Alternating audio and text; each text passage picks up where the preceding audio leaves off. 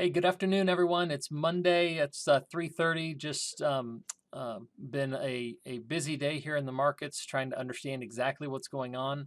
So this is new crop soybeans here, and what I think you should see or pick up pretty quick is that we do have a pretty decisive break that formed on Friday, down below this these two lows right in here. And on the weekly chart, it really looks bad. It's a bearish engulfing bar. Let me put that on here so you can see it. If my chart will put up. So here you go. You got a bearish engulfing candle, which broke below all of this. So now you're getting a little consolidation. We would certainly expect that this would keep working lower to these lower levels that we talked about. How far, how fast it falls, and exactly what the path is that it lays out is yet to be determined. But lower is the general direction of what we're looking for. Shorter term stuff, we do have a little piercing pattern today where we broke Friday's low and traded higher. I wouldn't rush in to buy that, but overall, nothing's perfect in this business, and we do have some divergences that have formed on our oscillators and momentum indicators, and we do have this 13. But given the weakness of Friday and the news and just sort of the general tone and timing of the market, we would look lower. And I don't think that anything in today's action negated that.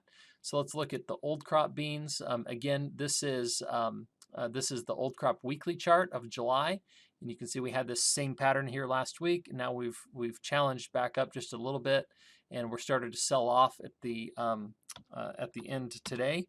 And remember, this sell-off is starting to happen on some fairly bullish news too, right? With all-time record grind or crush for the month of April, and certainly nothing to sneeze at from a demand perspective. But yet we still come under pressure, and the reason for that is all of the soybeans coming out of South America, right? There's just so many of them, and the outlook for this crop is so good.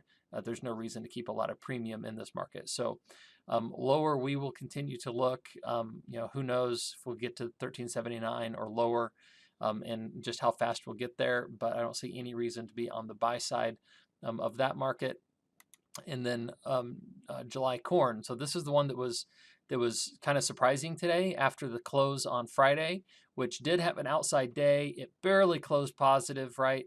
And then in the overnight, we just kind of went straight up, and we got pretty bullish and pretty exuberant at the early in the session, but then just started to sort of back off. And from our perspective here, we're below our hedge line, we're below our cloud, we're below where we're trading 26 days ago. I don't see any reason to start to look really higher until something else really materializes and breaks. Even a small rally in addition here would look to be resolved to the downside, in our opinion, on the short-term stuff. So we are looking lower. And on new crop corn, no difference there either. Even though we do have this big reversal here, we stayed below yesterday or Friday's low. We're coming off of this 13, so similar to new crop soybeans, we triggered 13s within 1 day of each other, and we do have some minor bullish divergences that are. Sorry, here's RSI.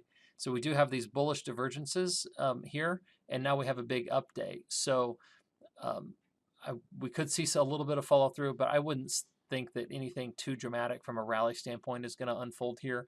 Remember, we are way ahead on planting progress, and these things can just keep working lower. And if you want evidence of that, here's a 13 right before we broke. Here's a 13. And if you go back and look at the bull market that we had from 2020 and forward, there were, I think, 6 different 13s across the corn and bean complex that just kept working higher and higher and higher as we went forward. So may take a little bit of time to kind of reset and get to work these divergences off. But I don't think that this is something you want to step in and buy. Not just yet, not without some catalyst or some price action that's really, truly bullish. Okay, now let's look at Kansas City wheat. This is your weekly chart of July Kansas City wheat. We have this 13 in place. We talked about this a couple weeks ago, that was a big bullish signal, and we also had nice divergences on the stochastics and RSI charts. So if there's going to be something that lifts all of the grains higher, it's going to look something like this, right? You're going to see bullish divergences and you're going to see things move higher. But with the bearishness of corn and soybeans, I just don't see wheat really accelerating much more beyond what it's doing. I think it's just trying to get high enough to ensure that people will plant it or people will harvest it, and then um, just try to discourage and make its supply last as long as possible. But will it go back up to, 12, 13, $14? I mean, it's possible, but I don't think it's probable yet. And it's going to take a move above 950, probably above the weekly cloud, before we would probably start to look at it and say, oh man, that's pretty bullish. Here's your daily chart. Clearly a move above what has been resistance here at the 880 to $9 level. A move and close above that isn't insignificant, right? That's not something that we can ignore, and it's something that we ordinarily would love to chase. But I just don't think that that makes sense given all of this chart resistance back in here either. If you trade up inside this range, right, and let's just call that at kind of at today's high, right? That's this low right here. Mark a line right here. As we trade up above that, you've got to look at what we're trading into. And we're trading into all of this resistance right in here. So let me put another line on this chart here. So take that one off. We give you a, let's just draw a big rectangle. And we're going to draw this from here. We're going to take it all the way back to 10. So look between 9 and 10, and I think that this looks like something really painful to trade, because you're probably just going to get chopped up like crazy. I mean, we spent most of from August through December up in that range, and now we're trying to trade back up into it. So there's two ways to trade it. One is wait for it to get up inside of that range and then buy it and hope we go to the top. But you should expect a really bumpy ride if we're up in there, because of all of this stuff in here. I think it's going to look a lot like this stuff, where you've got 20, 30, 40 cent ranges every day, and it's going to be really exhausting to trade it. Now we get back up out of the top of it, and it might get easier to trade. I know that's counterintuitive, and I know that sounds really weird, but I'm basing that just on the amount of chop and slop we had over a 3.5 month period. Um, uh, not that long ago. And certainly everything since then has been choppy and sloppy. And if corn is struggling and soybeans are struggling and wheat is working itself higher, I would expect that to be met with some chop and some slop. So I think we're going to hold calls and hold our short, our hedged grain positions. We bought $9 calls back in here, so we have re-ownership on. And if we keep working higher, that's awesome, great. Otherwise, if we turn around and work lower, that's fine too. We have hedges on, and we'll probably look to layer more sales in for 24 moving forward here, and we may even look further out than that as the corn crop develops and matures.